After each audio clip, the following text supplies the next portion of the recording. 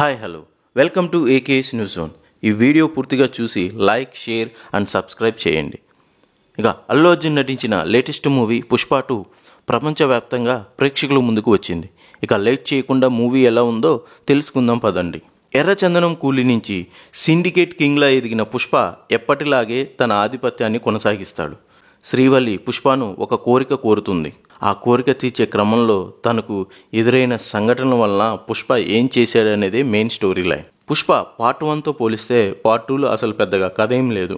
సుకుమార్ కథ మీద అంతగా ఫోకస్ చేసినట్టు కూడా లేదు. పార్ట్ 1లో లాగానే పార్ట్ 2లో కూడా పుష్ప పాత్రని మరింత ఎలివేట్ చేశాడు. జాతర ఎపిసోడ్ ముందు నుంచి చెప్పినట్లే ఈ సీన్ చాలా బాగుంటుంది. బన్నీపై ఒక్కో సీన్ ఎలివేషన్స్ నెక్స్ట్ లెవెల్లో ఉంటాయి. జాతర సీన్లో అల్లు అర్జున్ యాక్టింగ్ చాలా బాగుంటుంది అండ్ మూవీలో సాంగ్స్ కూడా బాగుంటాయి. సినిమాలో విలన్ అయిన ఫహద్ ఫాజిల్ రోల్ మాత్రం కామెడీగా మారిపోతుంది. క్లైమాక్స్ ఇంకా బెటర్గా ఇచ్చి ఉంటే బాగుండేది.